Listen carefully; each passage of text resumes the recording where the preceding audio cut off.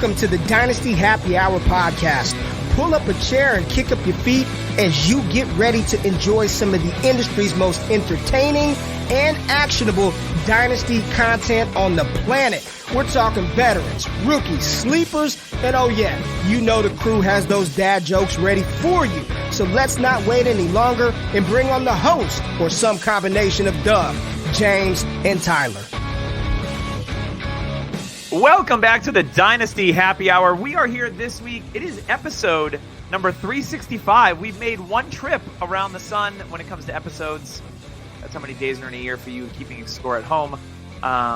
We are here this week with our hot take episode. We've got me, Tyler, James. We've got a special guest, but he's not here. Dynasty Rich from the Dynasty Nerds.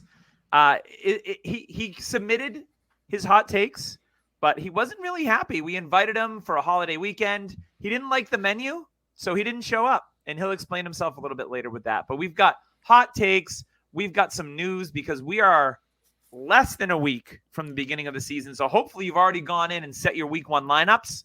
Hopefully you did that a while ago. One of, I think, Tyler and I's best practices is we do that over the summer, right, Tyler? Yeah, I have all my lineups submitted probably June. I start to submit them probably around this after the rookie draft. I start to submit them because this is a hot Dynasty tip for you. When you do this, you realize if you have like weaknesses at certain positions, and then it gives you a few months to make trades to beef up those positions. You're like, oh, I'm not really happy with my tight end 1, or my wide receiver 3 is not as good as I thought it was. Instead of having that a week before the season starts, you have it early in the summer. So it actually opens up a better window for you to improve your team. So that is our Get Better Dynasty tip of the week. James, you've been on the beach today. You got some sun. You look tired, man. How you doing? Beach yesterday. No. I mean, I've been digging for hot takes all day, dude. I'm tired. That shovel's, I'll tell you, I'm and it's tired hot, too. man. It was 90 degrees today, and it was like That's 110 in my office cooking up these takes. Yeah, so I am got ready to go. I got back to the gym for the first time since I broke my wrist, and I did a light workout. I did a full circuit workout, about half the weights I usually use. I felt pretty good.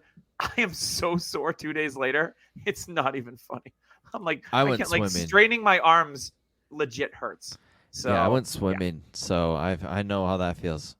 Were you swimming for some hot takes? I was swimming for hot takes, and I found a bunch. You put your line out there, you're going to catch a few, that's for sure. All right, let's get into some news. We've got some pretty big things going on here to start the season.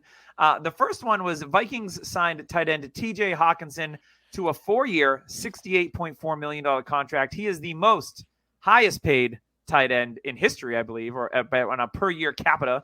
The Vikings acquired Hawkinson from the Lions midway through last season, and they turned him into one of the league's most heavily targeted tight ends in the league, which was always our biggest complaint when he was in Detroit, is that he wasn't getting targeted enough. And he finished as the tight end 2 on the season. He had a career high in receptions at 86 and 914 yards, and figures to be the number 2 target in Minnesota's offense. Now, he kind of staged a little bit of a sit-in this offseason. He had like an ingrown toenail, an ear infection, runny nose. Ingrown back hair. Ingrown back hair. Tyler suffers from those, actually. So he sat in, but now he got paid. Tyler, you're up in Minnesota. What are you plugged in on TJ Hawkinson? It's a deal they've been wanting to get done, and I think now that the ear infection has passed, thank God. Thank God. He could finally afford a doctor. Yes, right? That was the issue. He just could not afford any health care up here in Minnesota. But it's a good thing. I know you said number 2 pass catcher, but we do have Jordan Addison still, who has been apparently comped to Justin Jefferson up here. And that is a report. Kind of a lazy comp, but it is big time. But I think the pass catching weapons may eat in. May be the reason why they're not signing a running back.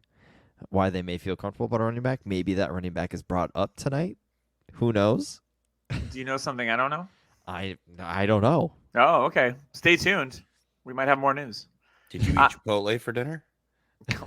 That's you could be gassy. I mean, I'm a little gassy, but I do not eat Chipotle. I ate some burgers. I ate lots of desserts today. There was someone brought a plate of homemade cookies, and I can't resist. I'm taking the plate and leaving too. It was Heath Bar cookies. There was a coconut one in there, mid, chocolate chip, and then like a sugar cookie with M&Ms in it. And they were like about this big, so I ate about 5 of them. Oh, here comes the review about Doug being way too hip for his age. He said mid. No cap. I have to actually Google that because I have no idea what you're talking about. See? You know, I'm here to bring the fresh takes and the hot flavor with the language. I'm a cunning linguist. Fresh over 40. Yes, yes. All right. We also have the Vikings, that running back that Tyler was alluding to was Myles Gaskin, formerly of the Dolphins. Gaskin profiles as the Vikings' number 3 back behind Alexander Mattison and Ty Chandler. The team released much hyped rookie Dwayne McBride on Tuesday. Coming off a strong preseason in Miami, Gaskin could find some fantasy relevance in 2023 if the Vikings struggle with some running back injuries. McBride, I think, was re-signed to the practice squad. Is that correct, Tyler? You would know. Yeah, and his mother, Martina, was very upset. And his dad, Trey, might get mentioned later. So we'll see. That's so weird. Martina McBride reference. I mean, you're trying to be. If I'm a hipster, you're the opposite of that. I'm just going the opposite It's way. like a soggy mop.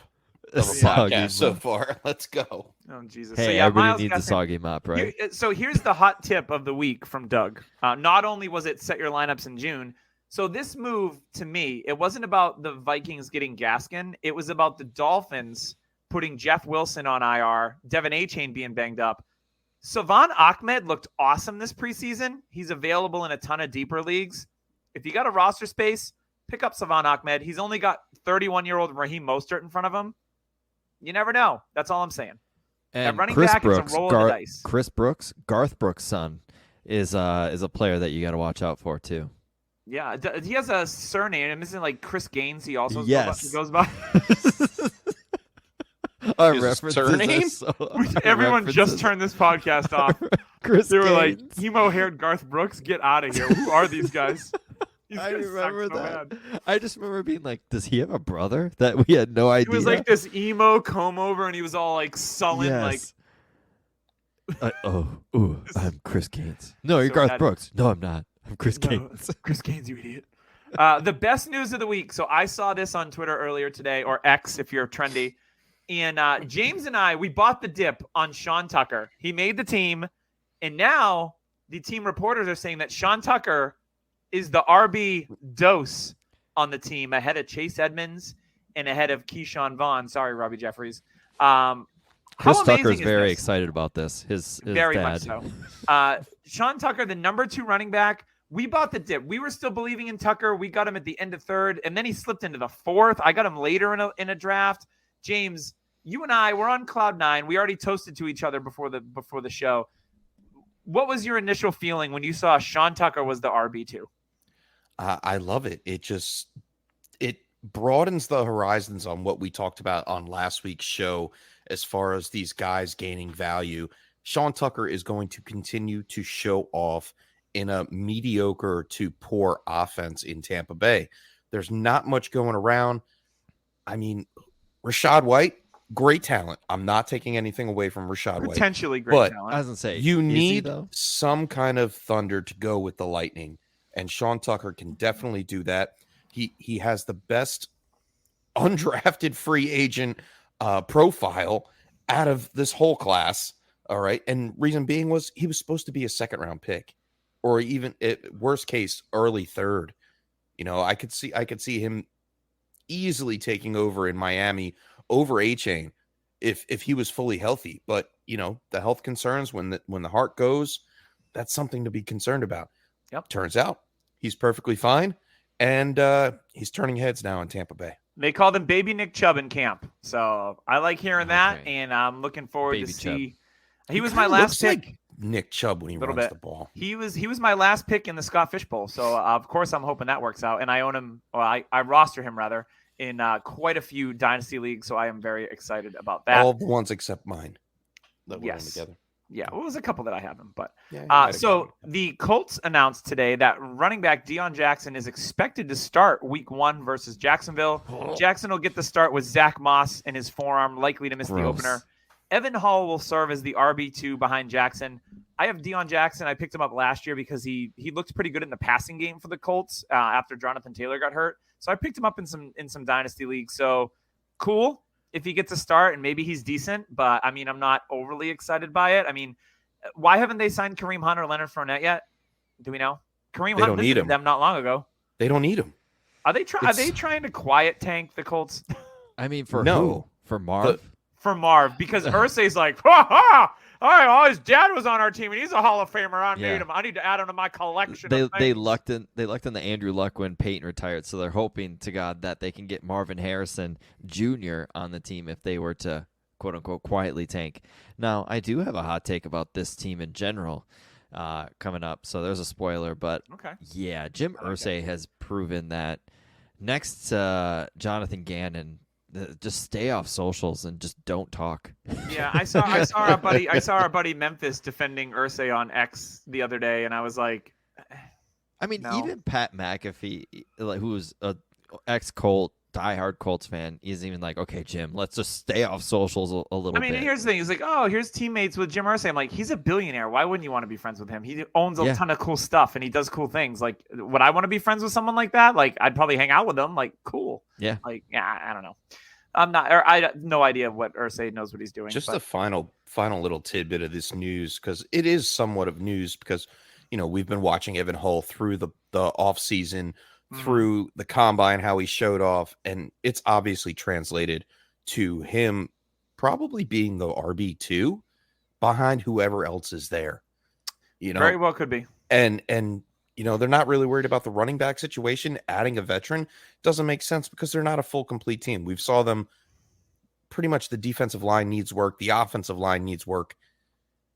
And they have Anthony Richardson to run the ball. And I think that's going to take away some carries for the running back position in a nutshell. And I think Evan Hull is the guy you want in this backfield. He's going to be the pass catcher.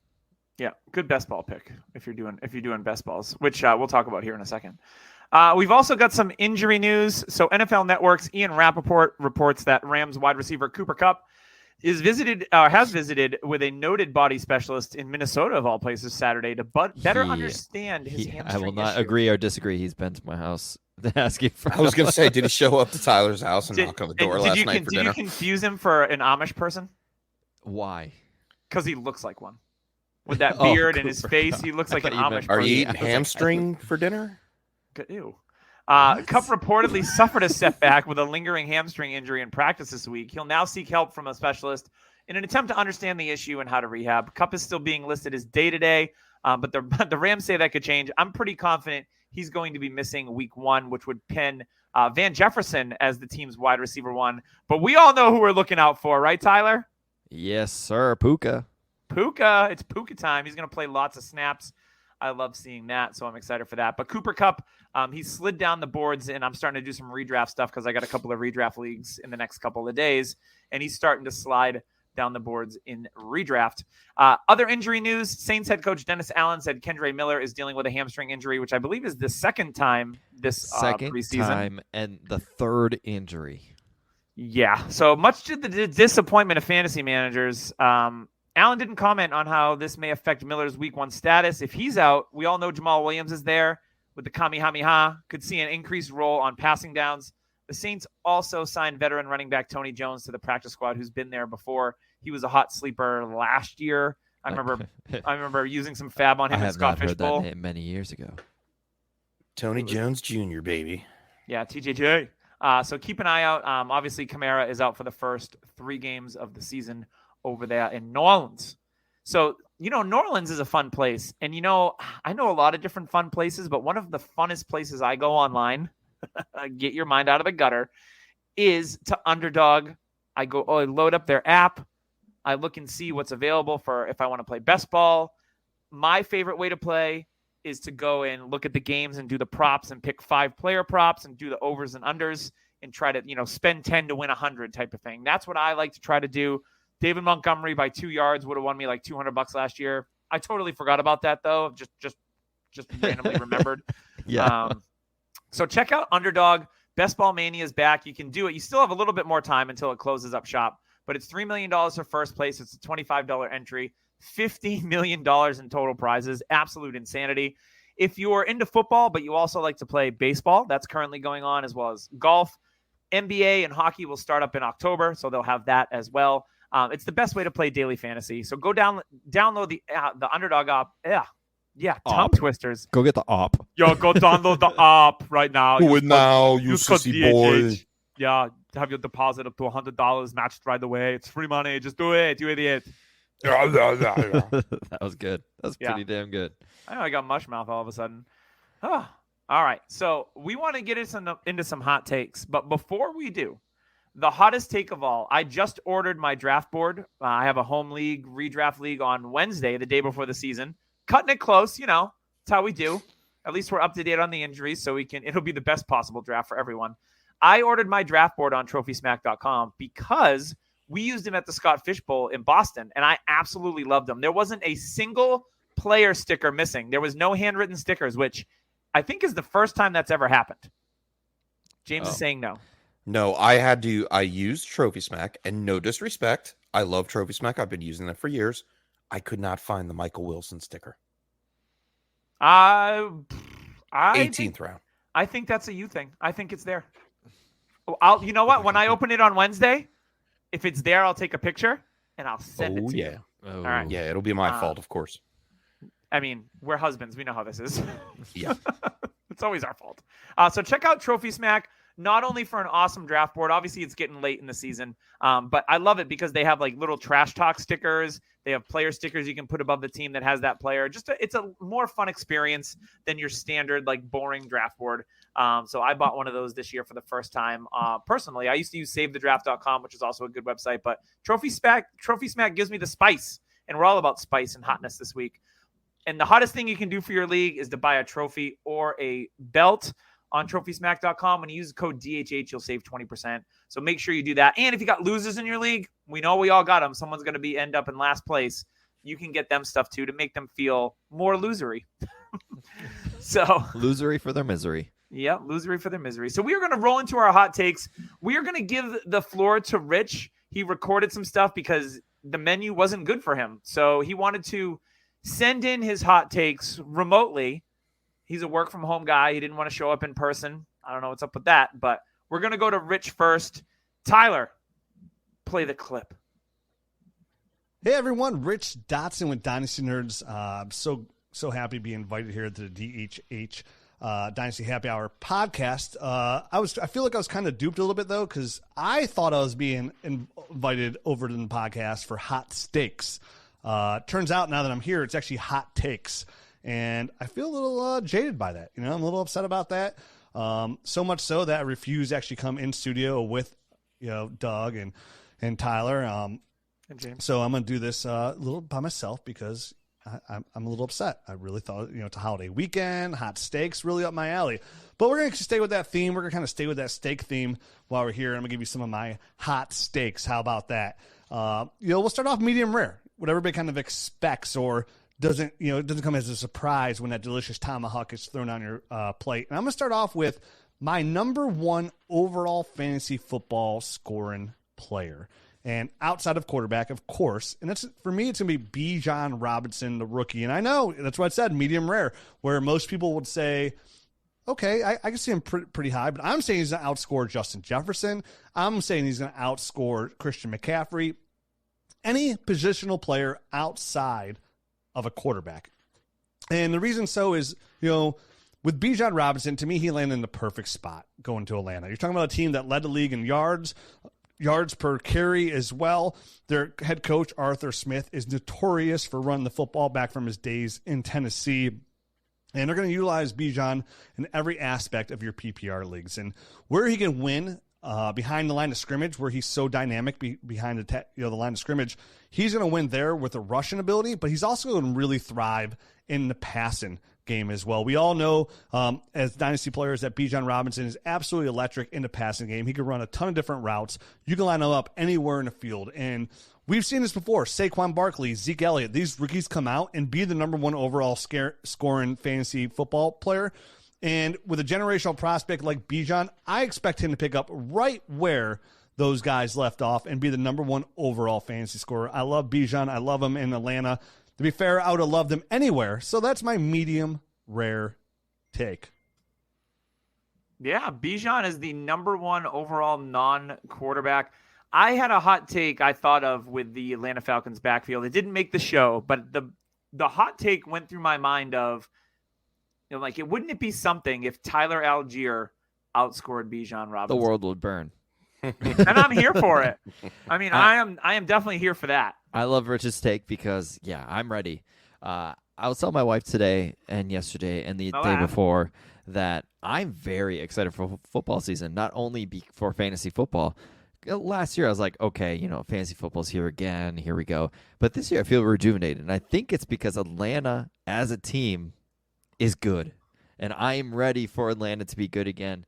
And when your actual team you're cheering for is good, James, you and I feel this year, it's exciting. It's more exciting. Yeah.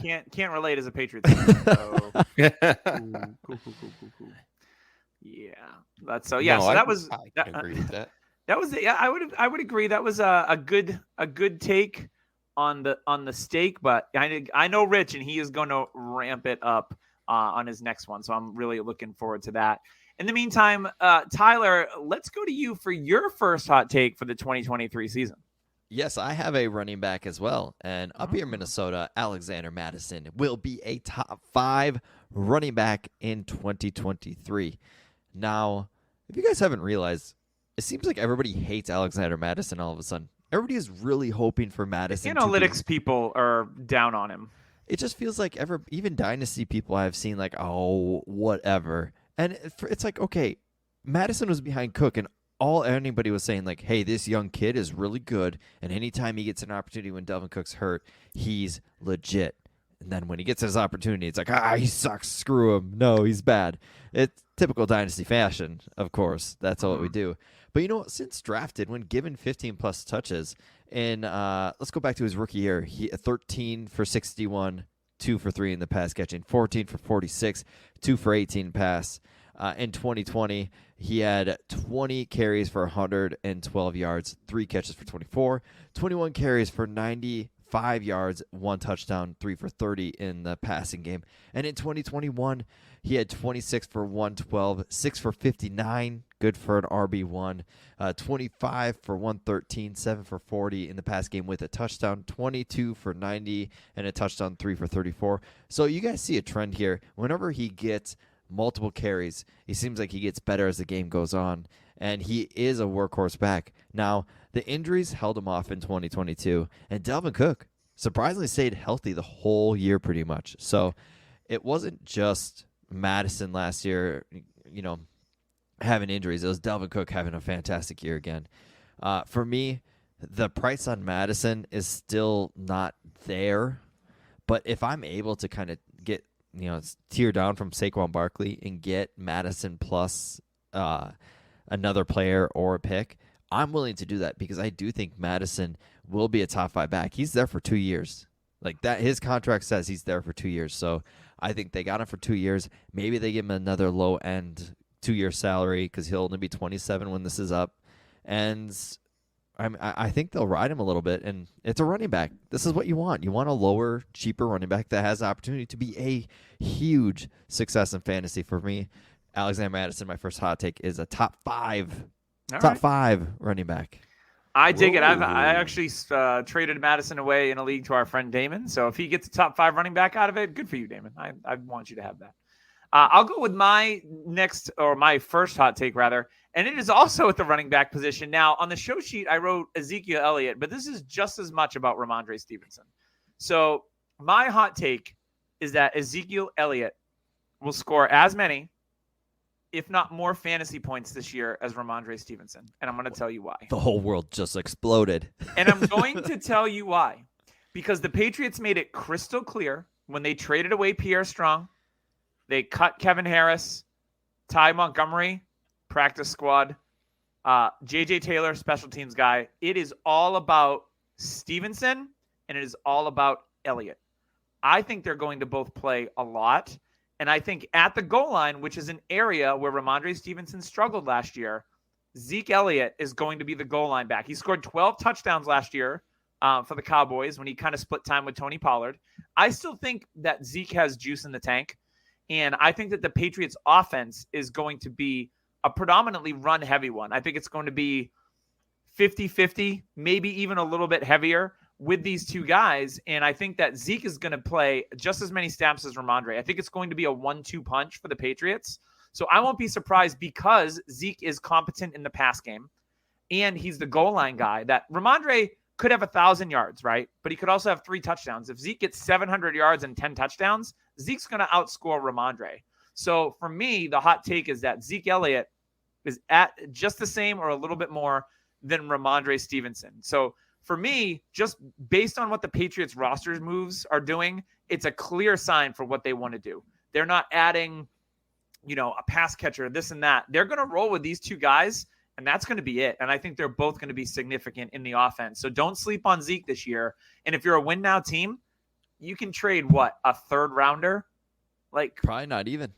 Even for Zeke. Send him a picture of Zeke with that sweatshirt on, and he looks like Oompa Loompa. Yeah, he's in good shape. He's one of those weird, he's like the old Eddie Lacy photo. And also, kind of what I like to see, it's a weird nostalgic thing for me. I see number 15 on Zeke. It makes me feel refreshed. So maybe it makes the old Zeke Ohio feel, State Zeke, yeah. Yeah, maybe Zeke's like rebirth. Zeke's like, I'm wearing 15. It knocks off 2 years. Maybe I get a little juice back. Yeah. I mean, you won't have to carry the ball 250 times. It's science. Think. Yeah. So that's my first hot take. Now we're off to James. I'm going to switch it up a little bit, and I'm going to start off with the quarterback. Mentioned him a little bit earlier last week on the pod. I'm going to double down, and it's Sam Howell, currently Dynasty quarterback 31. With the weapons around him, Diami Brown. You start off with Dotson. Diami Brown. Diami Brown first from UNC. Sure. No, the whole point is that he is going to be comfortable in this offense.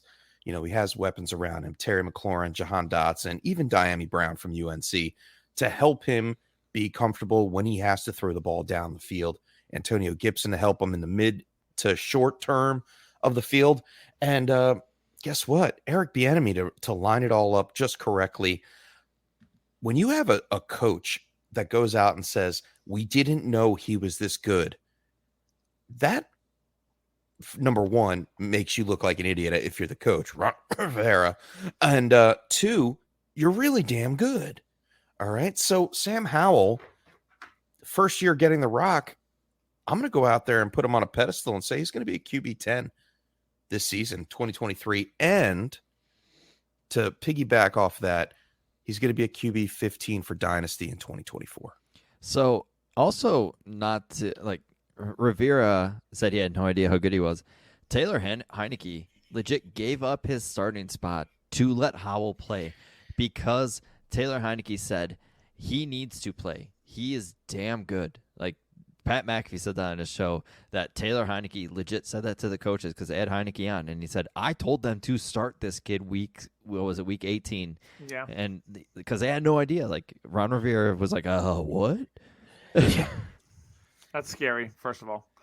I like that one a lot. I am pretty decently invested in Sam Howell. So anything that's above and beyond, I want to see him have a great season. I think the Commanders team could be a lot of fun, especially with Eric sleeping with Bieniemy as their offensive coach this year.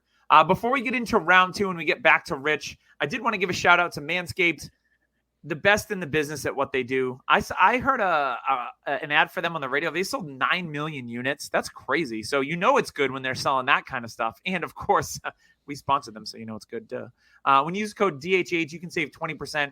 You're going to get the Lawnmower 4.0. You're going to get the ear and nose trimmer. You're going to get all the things to keep your areas looking good, smelling good, feeling good. Check out Manscaped today. Code DHH for 20% off your order. And I think they'll throw in a free pair of underwear for you too. Surprise. Keep those boys nice and supported, if you know what I'm saying. So let's get back to Rich with his steak take. Hot steaks, all right, number now 2. For my medium take. I mean, if you take your steak medium, I could live with that, right? Not a little pink, not too dark, right in the middle. And here's another little juicy steak for you. Sticking with the running back theme, I expect James Cook of the Buffalo Bills to finish the season as a running back 1. That's right. That's top 12. That's a running back 1. A lot of names he's going to have to edge out there for that position. But I do think James Cook is in a really good position in a dynamic offense that loves to throw the football. And with James Cook, we all look at him as a pass catcher running back, but we saw in college that he can run behind the tackles. And right now, I know Damian Harrison get a lot of the goal line work, but I do expect that James Cook is going to dominate the snap count at behind the line of scrimmage there for the Buffalo Bills. He'll be as close to a 3-down running back as you could see in the NFL these days, and I think he is going to thrive. I don't think he's going to dominate in the rushing game, but with the help of all the receiving talent they have, Dalton Kincaid, Gabe Davis, Stephon Diggs, and the rushing threat of Josh Allen, James Cook is going to find some pass and some lanes to help him find success rushing the football. But I do think what's really going to put him over the edge and put him into that running back 1 category will be his pass catching ability. And we saw at the end of last year, when you look back at his last 10 games of last year, he saw about 9.5%, 10% of the total targets there. Not the last 10 games, but I think it was like the last 6 of the games, so the bottom third of the league. He saw almost 10% of the targets. And for me, that's good enough to increase his pass catching ability throughout a year if he can stay there. Just catching anywhere from 50 to 75 footballs. And that alone will propel him up high enough to be a high-end running back 2, potentially, barring what kind of injuries we see this year at the position, to be a borderline low-end running back 1. I think where it gets him the edge here, that puts him in the position to be a running back 1, whether it be running back 12, 11, or 10. And we've seen this happen year in and year out, these kind of running backs. One of these guys finds himself as a running back 1, it's going to be because of his pass catching ability. It's the reason why we like guys like Jerick McKinnon this year, right? Because of his pass catching ability. If he can do what he did last year at the end of the season in Kansas City, his pass catching prowess alone could put him as a low-end running back 1, high-end running back 2. I think James Cook, with his rushing ability behind that line on that team, will get him there. And I think James Cook will finish the year as a running back 1.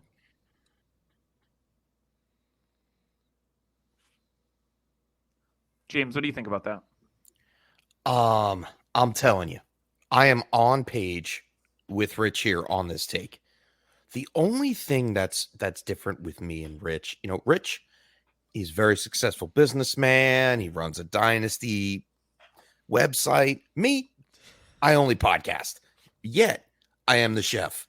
Okay, so when you're doing the hot take episode here at DHH, you got to put some spice on top, Rich.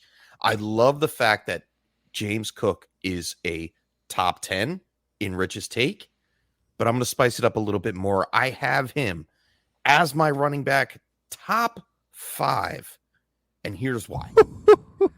I love hearing that. It's spicy.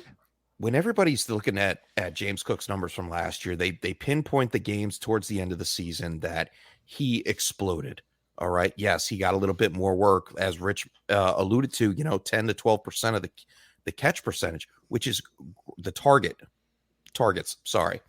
But he has a 65% catch rate, which is great. So extrapolating some of his numbers from last year mixed in with how they utilize the running backs, I think it's more James Cook's team than everybody has believed in. And yes, I know the hype around it is growing, and his price in Dynasty is starting to creep up there. All he needs to do is have 225 carries, and he's in the wheelhouse for a top 5 running back. We already know that the passing game, the receiving game, is almost written in stone with Damian Harris behind him, with no one else really going to take that job away from him. The only thing that needs to come up is the touchdowns, and I believe he can do it. If he can get the yards per carry that he was doing, which was 5.6 yards per carry on every single one of his attempts, I mean, the sky is the limit. You're talking possibly a 1,300 rushing yard season with 50 receptions for 500 yards. Those touchdowns need to be between 6 and 8 for him to crack the top 5. And I believe he will do it this year. I think we see a lot less from Josh Allen as he starts to grow in this league. That's why they have 2 capable running backs. Devin Singletary is definitely an afterthought in this offense. James Cook is here to stay. He's my top 5 running back for the 2023 season. I dig it. I love it. Yeah, Love we it. know you love it because you have James Cook in like everywhere. So Yeah, I dig that quite a bit. James Cook has been the hype train has left the station on James Cook. So Tyler, that brings us back to you with hot take number 2. I know you guys are going to absolutely love this one. Quentin Johnson becomes the true wide receiver 1 in L.A. That's bold. At the end of 2023. No, it is a hot take. Get that. Everybody's like, oh, you hate Keenan Allen. You hate. No, this is a hot take. Now, I do like Quentin Johnson more than most. And a lot of people just seem to despise the guy. He has it's nothing in the middle. Like, oh, I like him. No, you either love Quentin Johnson or you hate him. Mm-hmm. And Mike Williams, I mean, he's got him there. Injuries. And he has a contract next year that they can get out at a decent price in case they don't want to pay it, because they got Herbert's contract kicking in, and that is a lot of cash that they got to pay that man. This will probably be Keenan Allen's last year on the team, too. Keenan Allen, he's 31. 2022 was a disappointment, and he had some injuries. Josh Palmer, hey, guess what? I heard he's ahead of him. Guess what? BC Johnson was ahead of Justin Jefferson, too, in 2020. Yeah, let's not forget that. Here's the thing about Palmer, though, is that Palmer can play any of the positions in that offense, so he's versatile. I think Quentin Johnson can, too, and he proved it in the preseason. And why not the future of the receiving core be those two? Like, that would be a good receiving core for Herbert, a young core. And I'm not hating on Palmer. We all loved Palmer his rookie year, so I'm not hating on Palmer. But Quentin Johnson is an explosive athlete. I don't think anybody can deny that.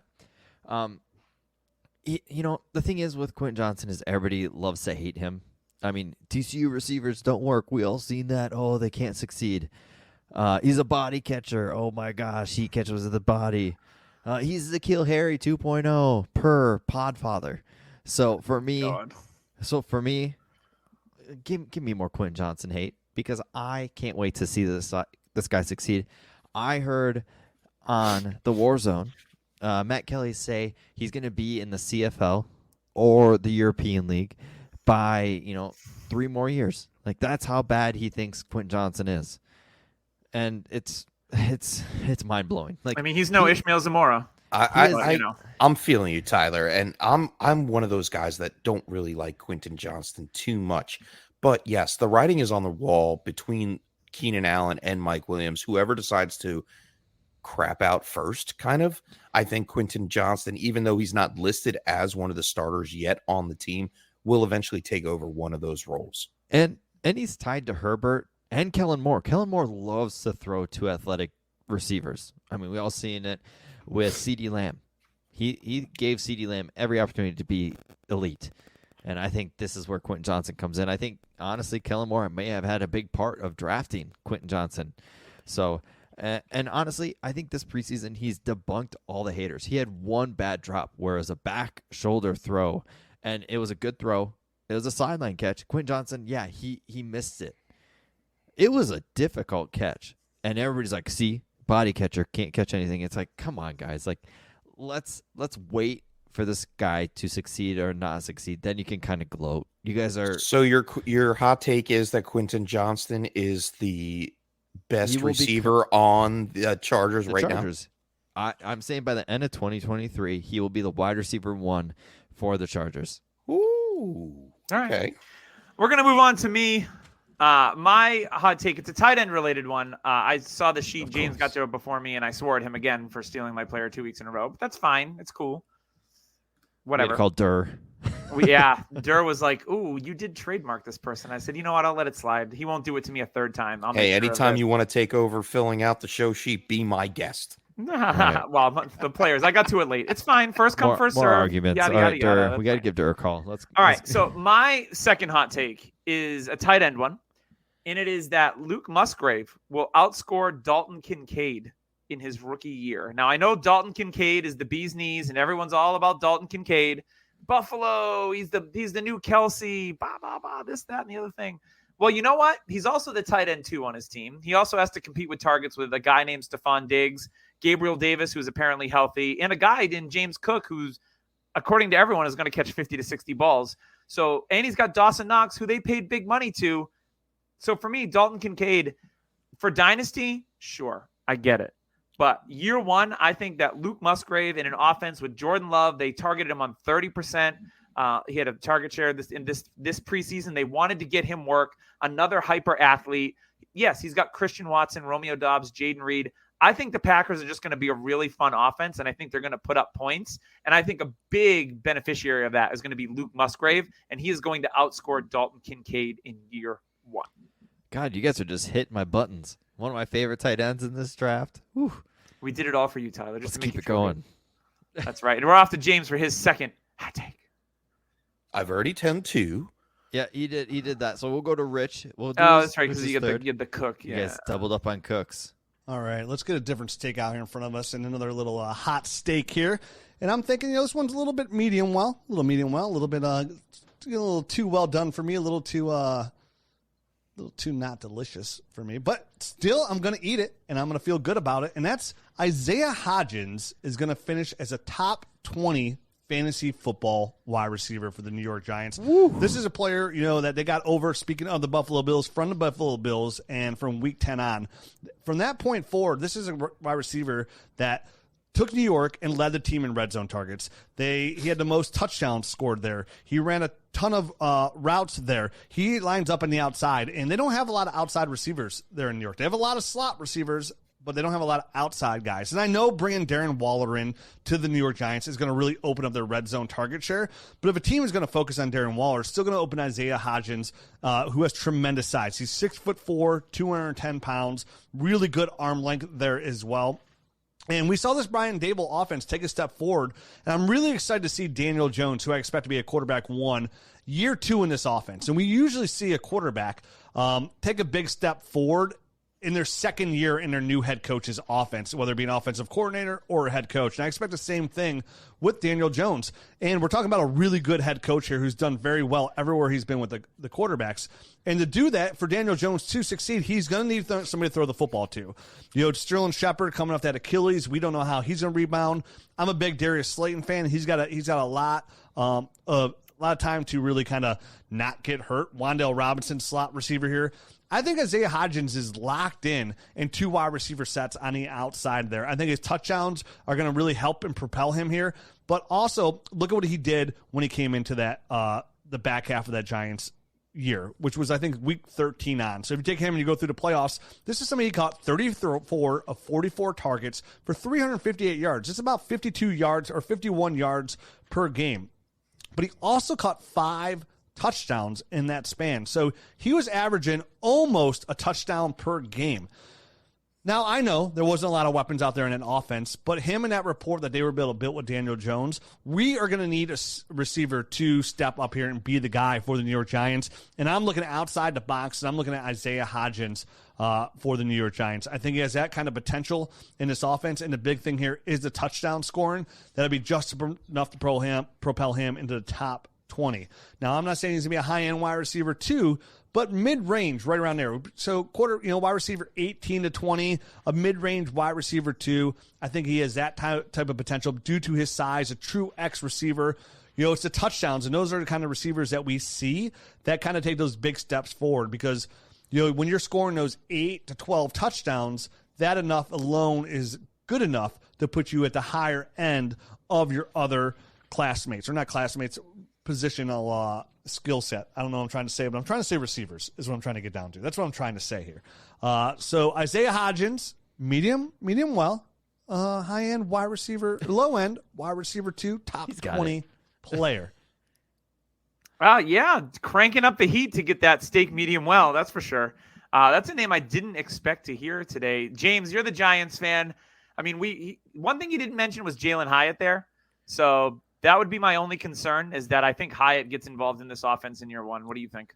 I think Hyatt gets in a little bit later, and I kind of agree with his take. I like it because obviously I'm a Giants fan, and I want those outside receivers solidified. I think Slayton is actually he didn't play in any of the preseason games, the last 2 or whatever.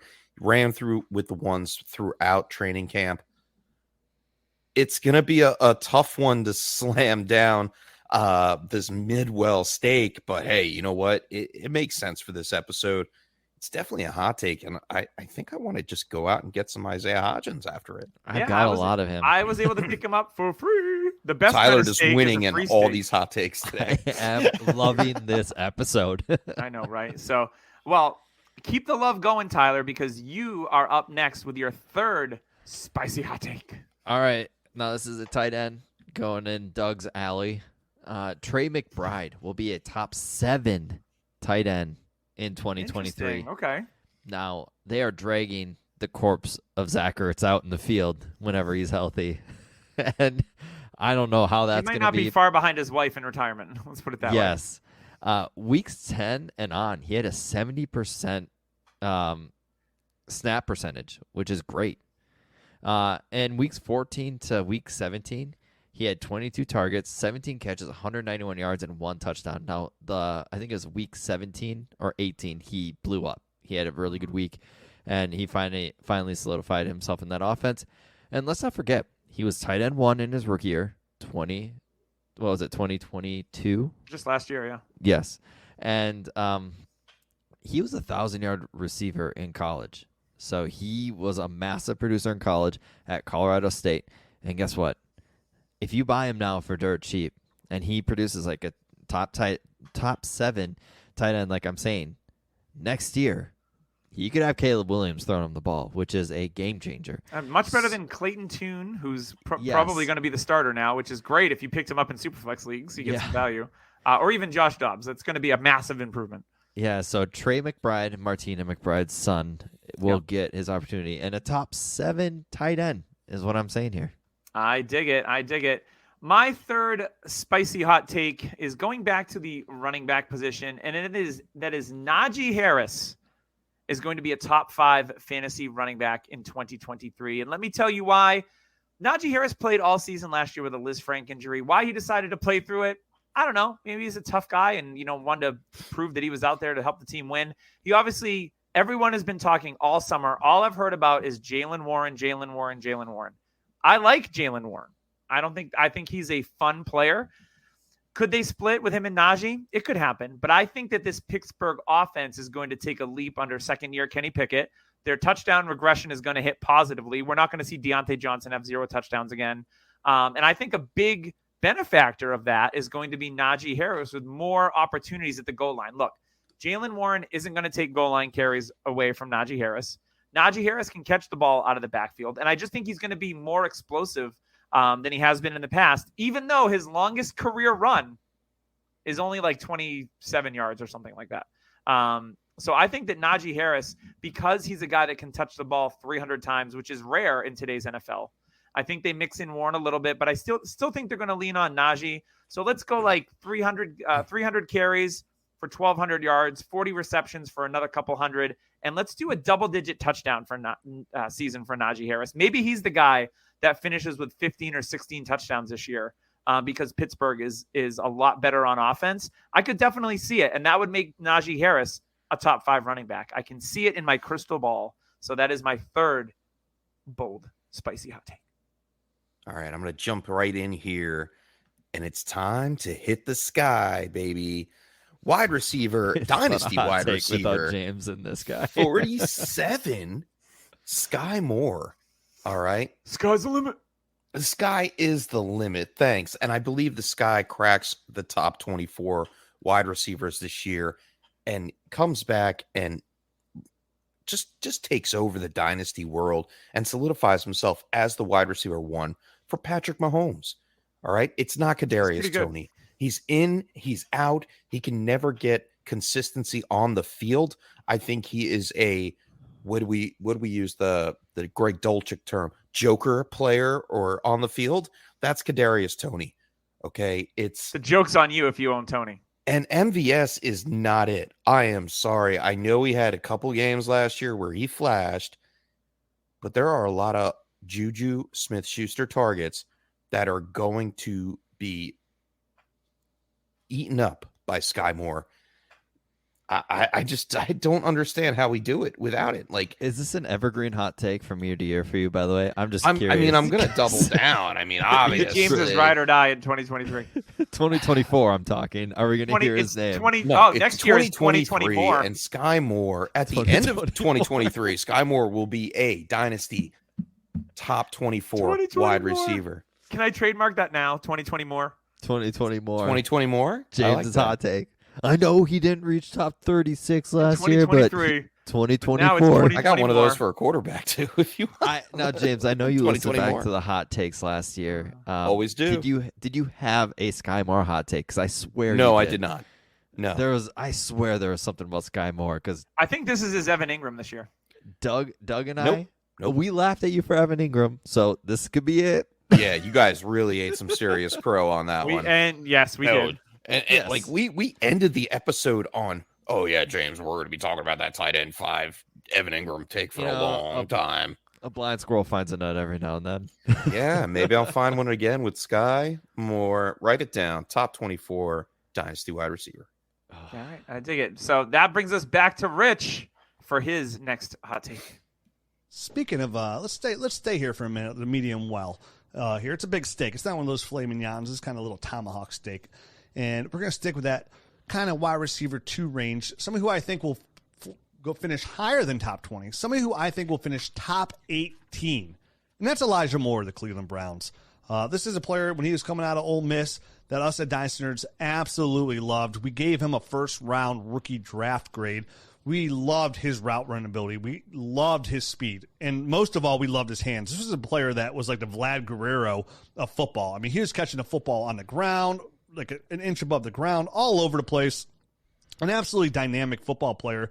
And the Browns are going to line him all over. We've seen him here in Cleveland, whether it be practice or preseason. They're lining him by the backfield. They're lining him in the slot. They're lining him about wide. So he's going to be a really good player that the Browns are going to manufacture touches for. And I believe in the tape and I believe in the skill set that the New York Jets were never able to get out of this player. We saw a very small window of what he could do at the back end of his rookie year. I think the Browns are about to shake up that champagne bottle, and the cork's just going to go ahead and pop itself. He's going to explode this year and really take a big ADP jump. We're going to see him get manufactured touches behind the line of scrimmage. We're going to see him probably lead the team, second in the team in targets. He could flirt with Amari Cooper when it comes to fantasy football production. He's too dynamic not to be a fantasy football asset. And the Cleveland Browns this year do plan on changing their offense. They're really going to open it up for Deshaun Watson. A lot of empty sets behind the line of scrimmage. They're going to throw the football more than they probably ever have since coming back to the NFL since 1999. And one of the main products of who's going to really capitalize it here is going to be Elijah Moore. He's somebody that I'm snatching all over in Dynasty, even in redraft as my wide receiver 4. I think what's going to be nice about Elijah Moore, well, not only he'll be consistent, I'll have some big games as well, but I think he's going to be really close and consistently getting you double-digit points. And those are the players that always sneak up on you as high-end running back, wide receiver 2s, running back 1s, or running back 2s. Those guys that they don't come out and have those big 35-point games or 29-point games, but week in, week out, they're scoring you anywhere from 8 to 16 points every single week. And before you know it, the year's over, and there's Elijah Moore sitting there with a bib on, just got done eating a steak as wide receiver number 15 overall. And he's very satisfied, about as satisfied as you will be as well by going and training for him or drafting him. And speaking of the Cleveland Browns and an offense open up, speaking of medium well, hot steaks, I think Deshaun Watson's going to get back to a top 5 overall fantasy football quarterback in the NFL. I think he's going to take a big jump in his ADP. He's still going really pretty relatively high. He's going anywhere from the mid-second round to the back end of the first round, high second round. I think this is going to propel him back into the first round of super flex startup drafts. Where Deshaun Watson wins is not only with his arm, which is what he's done at every part of his development at quarterback, whether it be high school, college when he was at Clemson, being Alabama, going to back-to-back national championship games, coming in as a rookie in Houston with a team full of scrubs. I mean, TLC knows all about it, and they want nothing to do with Houston. And out there, what he was able to do is lead the NFL the last time we saw him play a full season in yards thrown. This offense is going to take a big step forward. The Cleveland Browns are in a Super Bowl window, and at the same time, they got to prove all the naysayers that they were right by making this trade and that they invested in the right quarterback for their future. This offense is going to be opened up. We're going to see a lot of no running back sets out here. They're going to be running 3 wide with David Njoku and Jordan Akins even at times on that offense. And I think Deshaun Watson is going to be in position to throw for a ton of yards.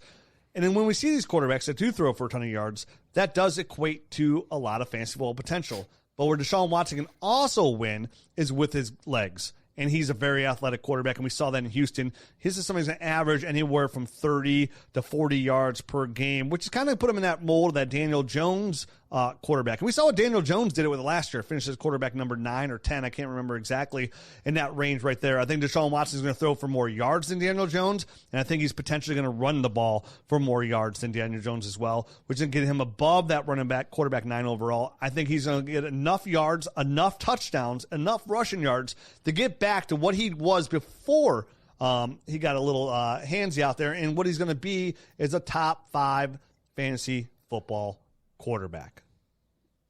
Well, Let's if move anybody on to the well done take. Nice. So if anybody knows the Cleveland Browns, it's Rich. I believe he's a season ticket holder. He sounds very hyped on Elijah Moore. I mean, let's be honest. Everyone remembers that 4 to 5 game stretch he had in his rookie season where he was a wide receiver 1 in that span and looked amazing. Then he goes to the doghouse, so we want him to be redeemed in year 3.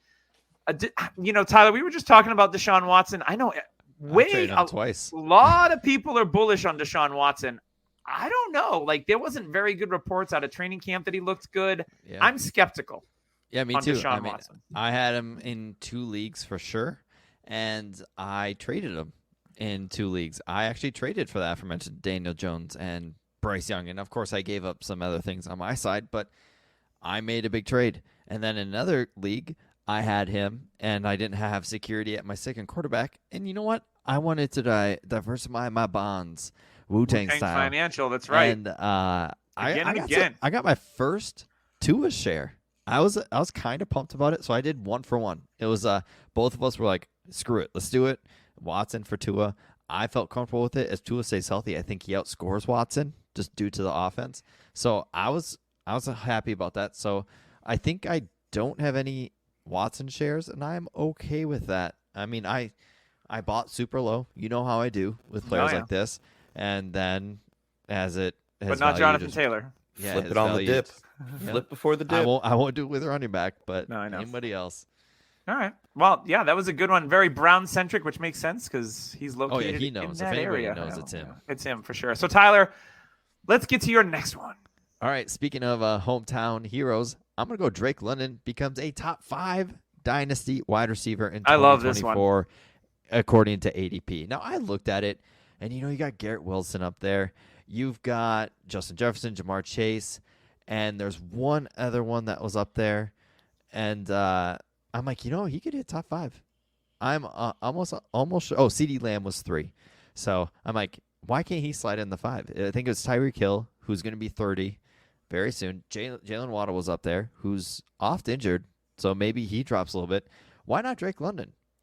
He's wide receiver 17 on DLF right now. Devontae Adams at 16, DK at 14, rookie JSN, who I almost put in this spot, is at 15. Why can't he be above them? Last year he had 109 targets, and that's with most of it with Marcus Mariota. Now, Marcus Mariota is #bad at football. Yikes, Mariota. He was very bad. And in this preseason, he showed he's still very bad. He's very Marcus Mariota. If you watch the quarterbacks, people felt bad for him. I'm sorry, I did not. You quit on the team. That's what it is. And you can say otherwise. You quit. You left. You didn't want to be part of it because you weren't starter. Oh, well. You were not good. Week 14, Desmond Ridder takeover. 36 targets, 25 catches, 333 yards, and 0 touchdowns. The key part of that, targets. This guy had 109 targets, and that's with bad quarterback play and with Kyle Pitts not in the field. The field's going to open up for him. He's had a fantastic preseason. Everything I've heard out of Atlanta is this guy's taking the next step. Don't forget, the big receivers are kind of a thing of the past, and he's one of the last ones that can really revamp this big receiver group. People have T. Higgins ahead of him. I think Drake London jumps him. So if you can do T. Higgins for Drake London straight up, I think I'd do it. Just due to the you're ganging 3 years. Drake London is super young still. So give me Drake London, a top 5 Dynasty wide receiver in 2024 ADP at this time. I love it. This Atlanta offense it's going to be awesome. I'm telling you, if Ridder can be anything like Goff, this offense is going to be electric. I dig that. I traded for Drake London in the offseason. I sent Alexander Madison and a couple $100 in fab bucks and another small player to get Drake London. And I asked one of the guys in the league, I said, hey, what do you think? He's like, oh, I think you overpaid. And I said, we'll see. I said I don't think I did it all. I know. So I was like, yeah. I said we'll see. I said I value your opinion, so I wanted to see what you think in this league because I'm relatively new to the league. So always fun. My next hot take, it's another Pittsburgh Steeler. It's George Pickens. Now, I know George Pickens is the bee's knees, another player that is gaining, not ganging, a lot of steam. That's a shot at Tyler.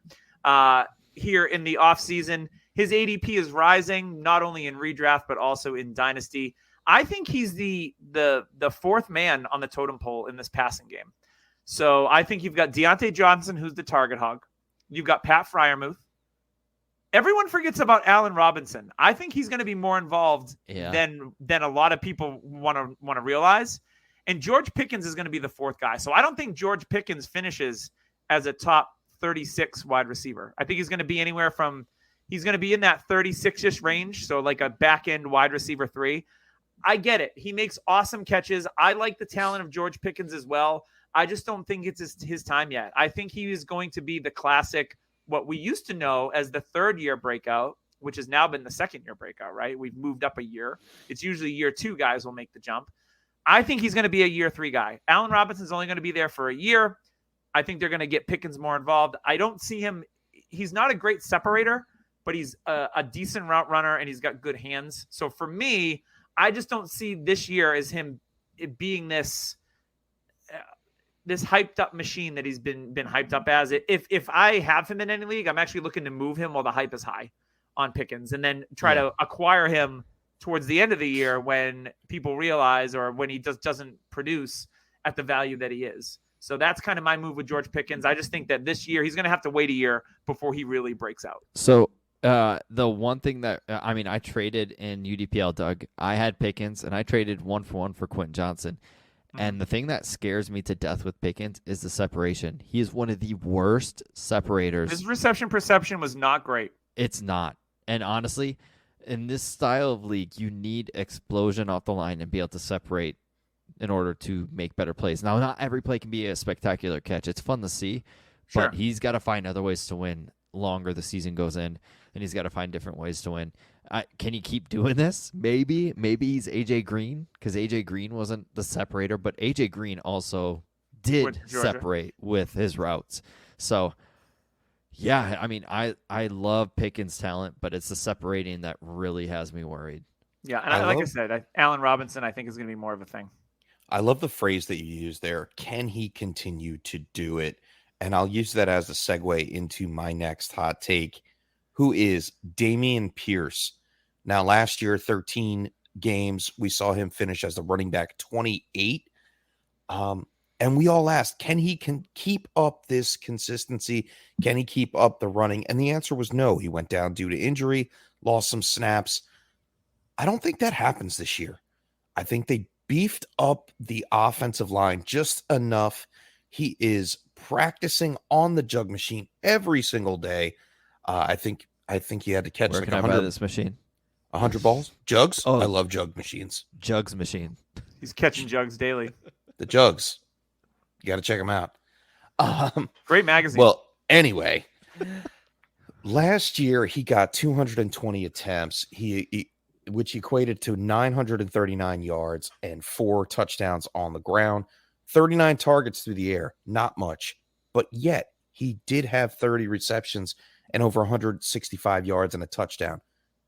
I think I'm going to double down. He's going to get the same amount of attempts because guess what? They're not going to run him straight into the ground. That's why they went out and picked up Devin Singletary. All right, Devin Singletary is a smaller back, 5'8". Dameon Pierce is 5'11", 215. He can run through the middle. He's going to get a lot of the work on the goal line. He's going to get almost all of the passing work. Those 50 Rex Burkhead targets, boom, right to Dameon Pierce. All right, I expect Singletary to get the lower share, the Dare Ogunbowale share of targets in this offense. Ogunbowale, 30 targets, possibly. I think it's the Dameon Pierce show, and no one's here for it yet. Everybody's focused around Stroud. Everybody's focused around the Tank Dell preseason hype, and they're forgetting that Dameon Pierce is the leader on that football team with a semi-backup running back in Devin Singletary. He's going to be a top 10 running back, folks. and I'm here for it. I would like to disagree. I think a lot of people are on this. And I've heard is it not hot? It's not hot. I think the top 10 is hot, but I think there's a lot of people on Pierce at his value everywhere. He's like one of the really good dead zone running back targets right Dynasty now in redrafts. Yeah, running back 19. So I honestly, if I were, I think he lives up to his think, ADP and overproduces that. I think he does have a good year, but for me, when it's a running back that's a 4th round pick in the NFL draft, the second he has a massive game and his value is through the roof, I'm out. Like there was, it's the season. It is the season to be trading 100%. Damian Pierce. I'm not going to let it roll into year 3. And the thing is you got to figure out that game. You got to be like, okay, is it week 4, week 5, where I've drained enough? You got to look at the schedule and figure out when that game is. Bingo. And I think there's an opportunity for when you does he face Tennessee? Yeah, like or there's a Arizona. chance for you to sell massive. Like you could get 2 first-round picks for him. Yeah. And you could be out. But if you're contending, maybe tear down a little bit at RB and then get that extra first. Yeah. I like that. Either way, I'm getting a first for him this year. Yep. Oh, yeah. Or I'm not selling. I like that one a lot. As someone, I was listening to a podcast a couple of weeks ago, and they compared him to Chris Carson a little bit, the way he runs, and I dig that. And here's I think that Damian Pierce will be good for a few years, and then we'll see what happens because of his physicality. He's a fun player to watch. You remember when David Montgomery just came up out of the ashes in the 4th round and started to really look good for fantasy? He had that top 12 season or the top 20 season. His second year in the league, he really topped off fantasy production wise. I think we're at the point with Damian Pierce where he's going to get that utilization, running ball and pass catching before they go ahead and add more pieces to this offensive arsenal that they're starting to build down in Houston. Don't forget, but Dave Montgomery also had the feet of Saquon Barkley, the Ford Bronco of OJ Simpson, the elusivity of Barry Sanders. Yeah. The butt of a Christian Okoye. I mean, whatever. All right, let's get back. Let's get back to Rich. That's my build of running back. Anyway, let's get back to Rich for his final hot take of 2023. All right, and finally, with my well done take, the one that you don't want to touch. Nobody else wants to touch it. Doesn't look too good. It looks like a piece of charcoal. You're supposed to order a steak, not a piece of charcoal. But my most well done take, because I'm still eating it. I don't care. I know under all that darkness, there's delicious meat. And I can't wait to get my tongue on it. Oh, my goodness. Don't edit that out, people. We need it. My well done take is Evan Hall, running back for the Indianapolis Colts, is going to finish as a top 16 fantasy football running back. I know. Don't send it back to the kitchen. It's here. It's on your plate. We're out of steak. You got to eat it, boys, girls. We're here. Yes, Evan Hall, the Indianapolis Colts. We're talking about somebody. Let's start here.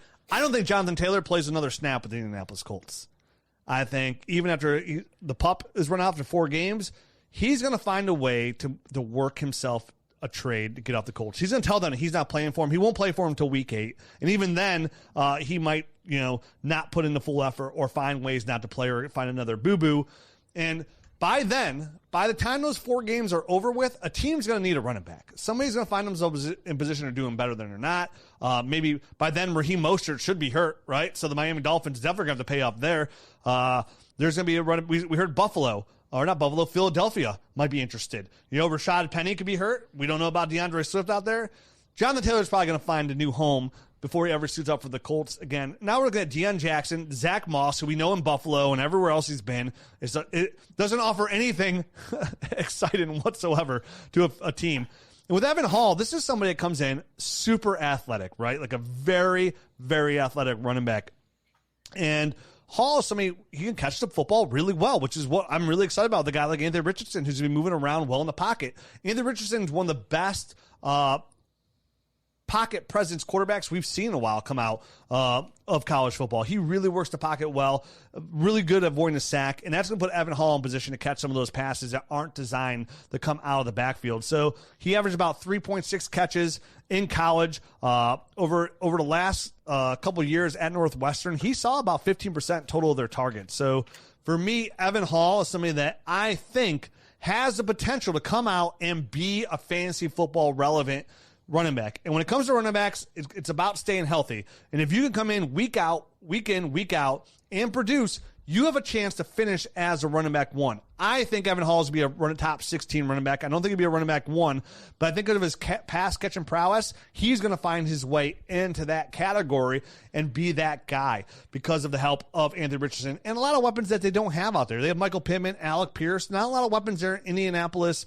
for them to get the ball to. I think they will scheme Evan Hall into this, and as he gets a foothold, it's going to ease that pain of them trading away Jonathan Taylor, because this is a team that's not going anywhere, right? They already had – this is a team that's not in position to go win any divisions or go anywhere. This is a team that's going to be rebuilding. Let's get them Marvin Harrison Jr. next year. Let's get him a really good weapon on offense or a good defensive player.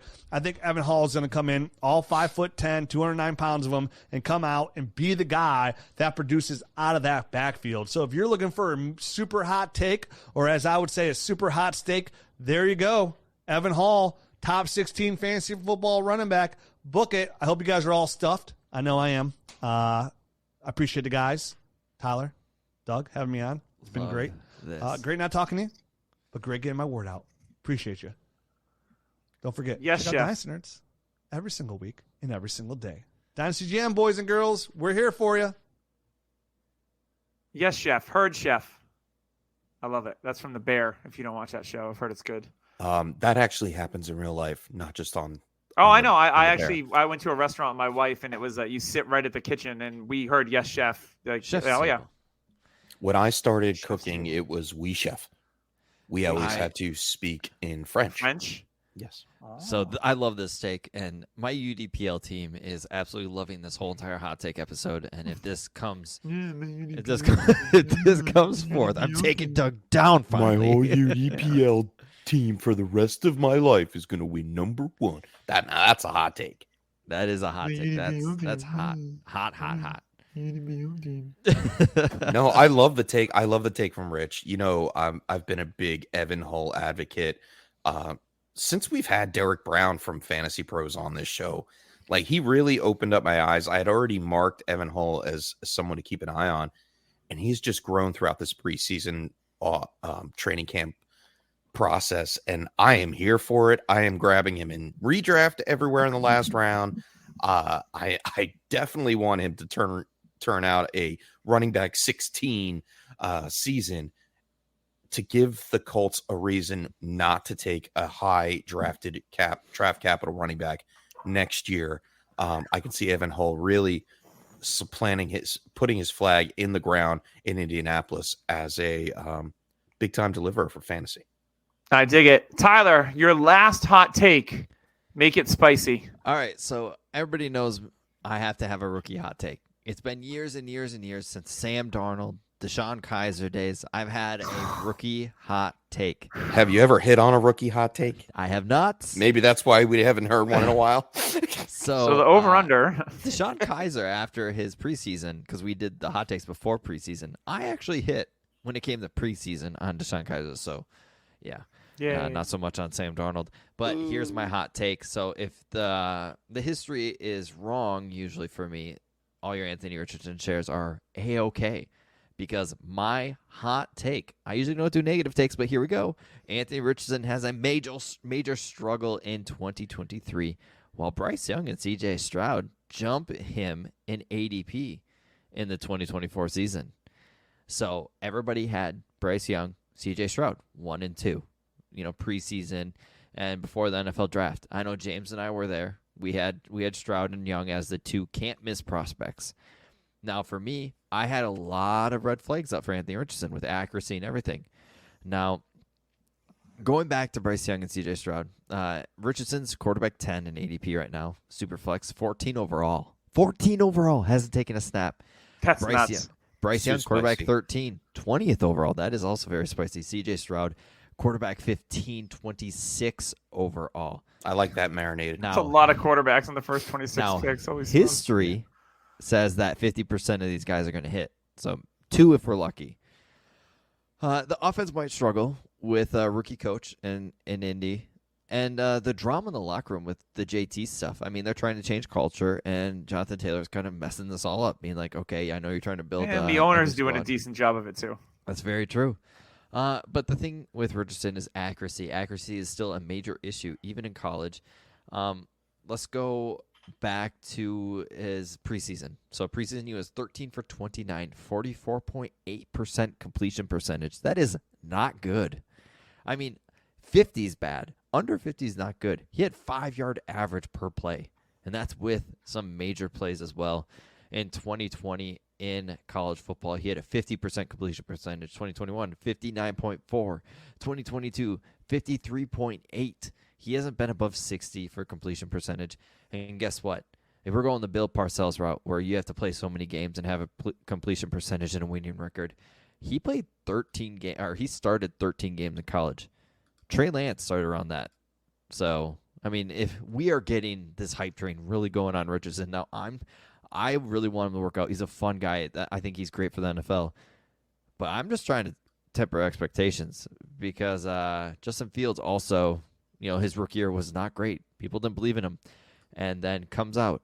And guess what Justin Fields had to do to be a top 8 overall Superflex pick? He had to run his ass off over 1,000 yards. Yeah, he looks like me now. He had to do that.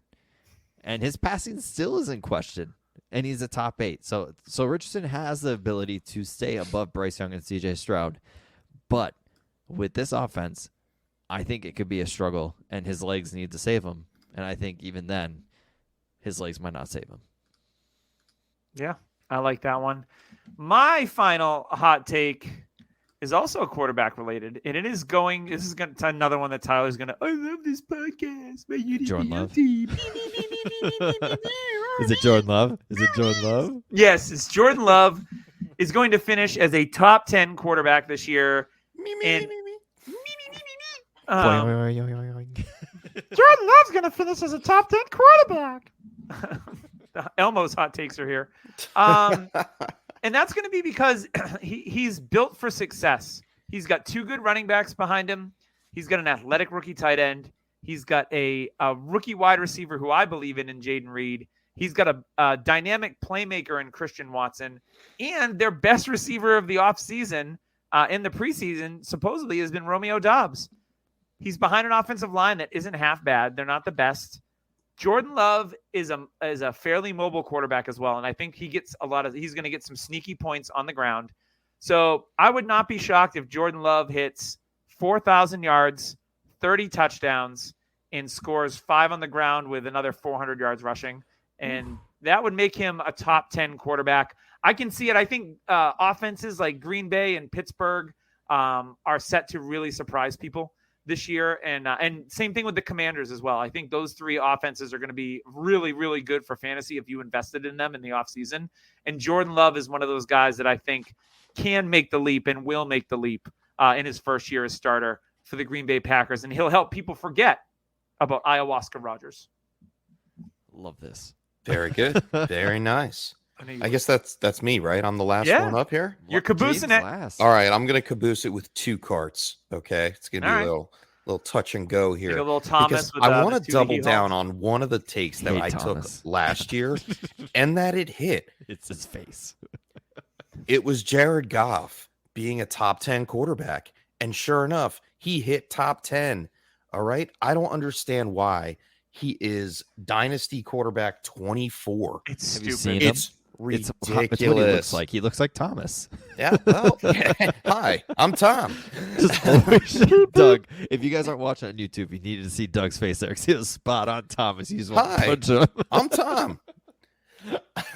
He always Top looks 12. shocked. He's going to be a top 12 Dynasty QB going into 2024. It should be that way. They're already talking about contracts, but that's not really why I'm talking about the Lions.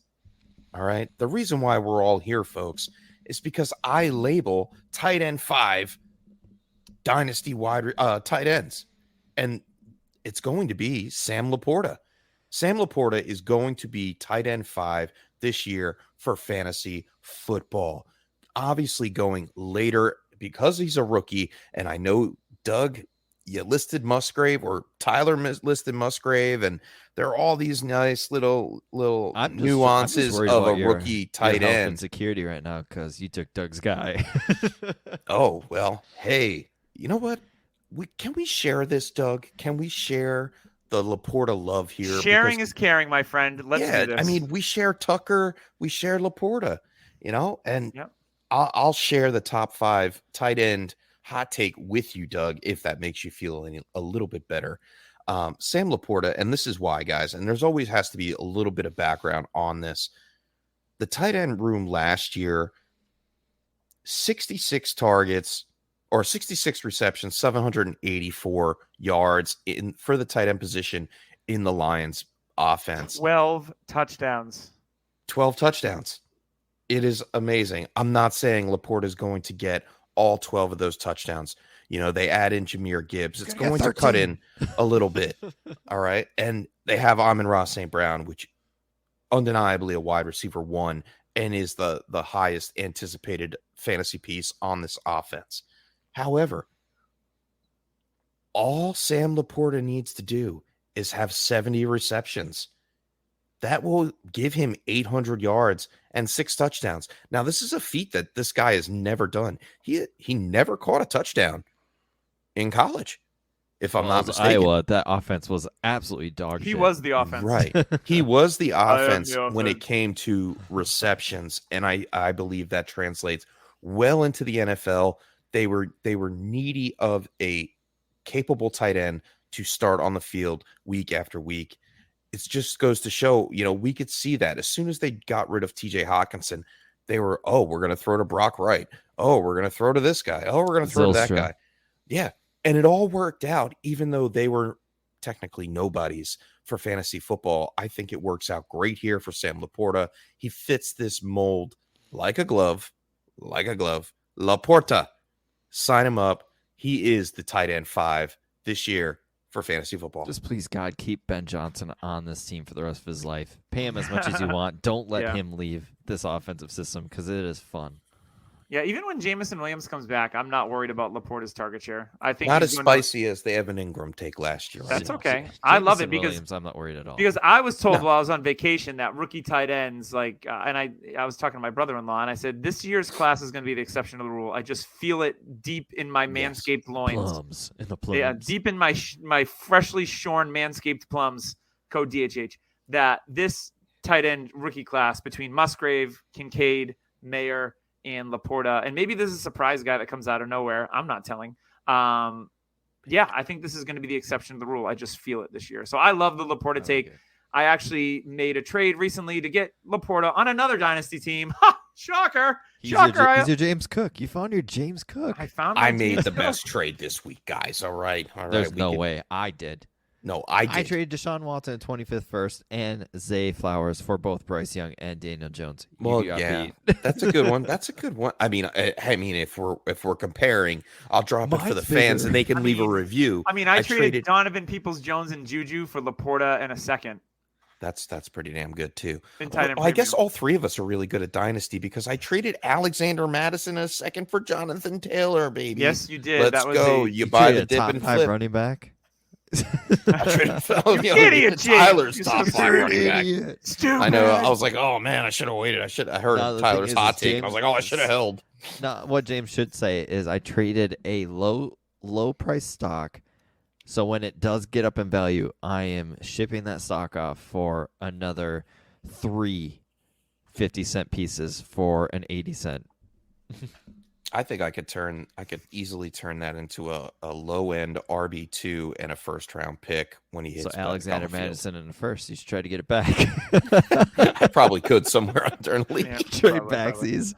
Yeah, this is always one of my favorite episodes of the year. I wanted to thank Dynasty Rich for joining us audibly, not physically, because he didn't like the menu, and that's fine. But no, the only bone I have to pick with Rich with his steaks, he mentioned tomahawk a couple of times. Yeah, it's ribeye or die, bro. Like I am all about the ribeye. It's my favorite cut. It is so good. No. David, tomahawk. I'll defend him because he's not here to defend himself, and I'll enlighten you a little bit. A tomahawk is actually a ribeye.